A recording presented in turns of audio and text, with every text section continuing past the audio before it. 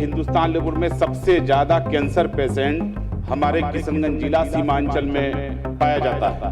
प्रदूषण से अपंग बच्चा पैदा होता है और नस्ल और फसल दोनों खराब हो जाता है। किशनगंज जिला में एक भी उद्योग का नहीं खोला गया है। किशनगंज सीमांचल को हमेशा इग्नोर किया जा रहा है।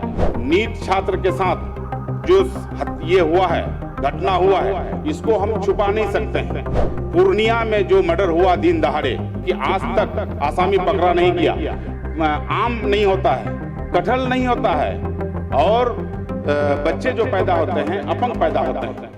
नमस्कार, आप लाइव सीरीज देख रहे हैं। मैं हूं आपके साथ काव्या। बिहार विधानमंडल का आज दूसरा दिन है एक और जहां वित्त मंत्री विजेंद्र यादव ने बिहार का बजट पेश किया है और इस बजट पेश करने के बाद राज्यपाल के अभिभाषण पे चर्चा चल रही है और इसी चर्चा के दौरान जब असदुद्दीन ओवैसी यानी कि AIMIM पार्टी के विधायक मोहम्मद तौफीक आलम बोलने के लिए खड़े होते हैं तो किस तरीके से उन्होंने सरकार की पोल खोली है और कहा है कि नीट मामला जो हुआ है, पटना के गर्ल्स हॉस्टल में जो हुआ, इसके अलावा पूर्णिया में सूरज बिहारी हत्याकांड, इन तमाम चीजों को उठाते हुए सदन में नजर आए हैं। आप पहले उस वीडियो को देखिए।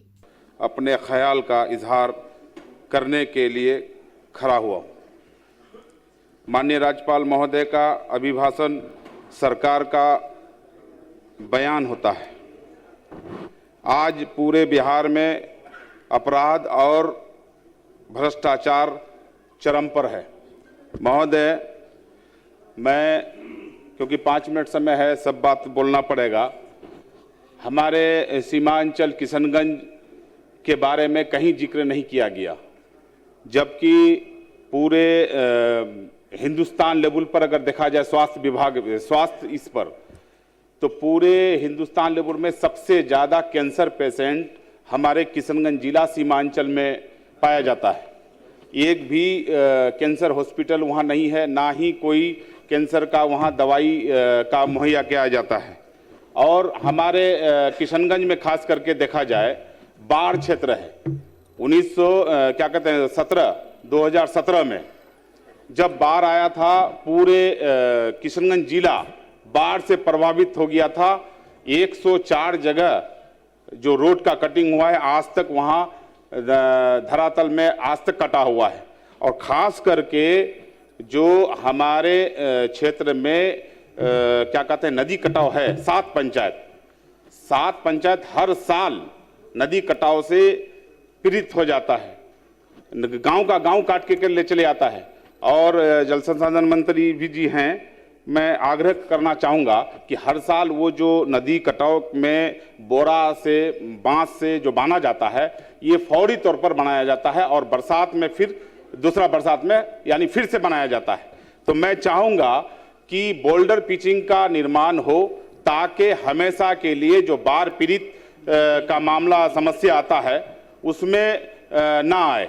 और दूसरी बात और भी है जो कि उद्योग से है। हमारे किशनगंज जिला में एक भी उद्योग का नहीं खोला गया है। किशनगंज सीमांचल को हमेशा इग्नोर किया जा रहा है।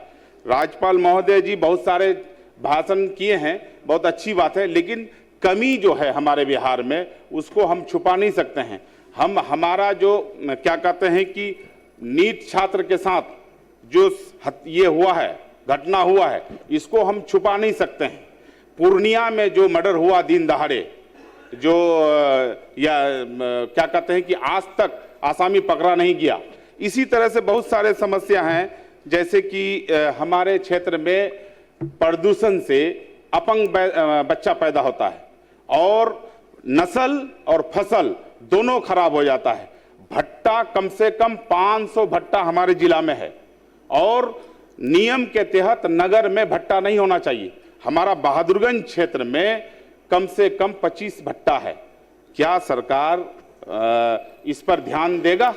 अच्छा, दूसरा यह है कि हमारे क्षेत्र में जो है आम नहीं होता है, कटहल नहीं होता है और बच्चे जो पैदा होते हैं अपंग पैदा होते हैं। इसलिए हम चाहेंगे कि इसका भी उसमें कोई प्रावधान लाए सरकार, जिससे वहाँ का जो ईटा तस्करी होता है बिहार में बनता है और बंगाल तस्करी होता है उसको रोका जाए, उसके लिए सरकार को भी ध्यान देना चाहिए था। और रहा सवाल हमारे क्षेत्र का, खास करके जो 7 पंचायत है जिसके बारे में हमने जिक्र किया, मैं गांव गिनाना चाहूँगा। पत्थरघट्टी में दिघल बैंक प्रखंड आता है। पत्थरघट्टी में एक गांव है जिसको नदी में कटाव लेके चला गया है, आज तक वो नदी गांव का बांधने का काम नहीं हुआ है। दूसरा है मटियारी पंचायत, उसके बाद है मैजभतना पंचायत, उसके बाद है आपका खारी टोला, बोचागाड़ी, सतमेरी, लौचा, इनुस टोला। इसी तरह से पूरा चपेट में है नदी कटाव से। अब मैं चाहूँगा कि सरकार उसके लिए बोल्डर पिचिंग के लिए कोई ये ले आए ताकि मतलब हमारा गांव का ये हो जाए, बच जाए। और रहा सवाल हमारा जिला में ज़्यादातर केवाला जो होता है, मोटरसन जो होता है केवाला में उर्दू से लिखा हुआ है। हम चाहेंगे कि सब रजिस्ट्री ऑफिस में उर्दू ट्रांसलेटर हो ताकि जो पुराना केवाला है उसमें उर्दू में लिखा जाए। थाना में भी इसी तरह से उर्दू में अगर कोई दरखास्त जाता है तो उसमें नकार दिया जाता है, उसको फेंक दिया जाता है। हम चाहेंगे कि उर्दू ट्रांसलेटर का भी थाना में भी। सदस्य आपके पास में मात्र 1 मिनट का वक्त है। अच्छा चलिए ठीक है। अब रहा सवाल, अब है बिहार का पूरा मसला, बहुत सारे मसले हैं जिसमें मैं बोलना चाहूँगा किसानों को उनके उत्पादन के लिए सही मूल्य नहीं मिल रहा है। मक्का, हमारे किशनगंज जिला में जो मक्का खेती होता है उसके लिए वहाँ कोई फैक्ट्री नहीं है। हम चाहेंगे कि उद्योग का वहाँ निर्माण हो ताकि मतलब वहाँ का किसानों को सही उचित मूल्य मिल सके। अस्पतालों में जो चिकित्सालय है दवाई का उपलब्ध नहीं किया जाता है, कहीं भी खास करके कुत्ता काटने वाला मरीज जाता है, सांप काटने वाला मरीज जाता है। बहादुरगंज में इस तरह का मामला आया, बहादुरगंज अस्पताल में आपका सांप काटने वाला दवाई नहीं मिला जिसके कारण वहाँ का वो मरीज मर गया। हम चाहेंगे कि ये अस्पताल जो बहादुरगंज का है इसमें जो डॉक्टर पदस्थापित था वो जवाबदेह बनता है, जबकि नियम है कि हर अस्पताल में सांप काटने वाला और कुत्ता काटने वाला दवाई होना चाहिए। उसका जान चला गया, इसका जिम्मेवार कौन है? बिहार सरकार है या उसका पदाधिकारी है? अगर उसका पदाधिकारी है तो वो जवाब वो देगा या उस पर कार्रवाई हो। आप अपना आसन ग्रहण करें। ठीक है हुजूर, मैं करता हूं। सभापति महोदय, यही कहूंगा कि बहुत सारे मसले हैं लेकिन 5 मिनट का समय था, लेकिन इतना कहूंगा जो बात हमने बोला है इस पर कुछ अमल हो तो अच्छी बात है। तो आपने AIMIM के विधायक मोहम्मद तौफीक आलम को सुना, जो कि किस तरीके से उन्होंने कहा है कि राज्यपाल का अभिभाषण सरकार का बयान होता है और ये कहा जा रहा है कि राज्य में जो है अपराध चरम पर है इस वक्त। जिस तरीके से पटना के गर्ल्स हॉस्टल में लड़की की मौत होती है, उसके बाद पूर्णिया में जो सूरज बिहारी हत्याकांड होता है, इसके अलावा उन्होंने अपने क्षेत्र की उन तमाम योजनाओं के बारे में कहा है कि हमारे क्षेत्र में इतना प्रदूषण है कि नस्ल और फसल दोनों ही खराब है। आपने वीडियो में सुना है। फिलहाल के लिए इतना ही। साथ ही चैनल को सब्सक्राइब करें, फेसबुक पेज को लाइक करें। वीडियो देखने के लिए आपका धन्यवाद।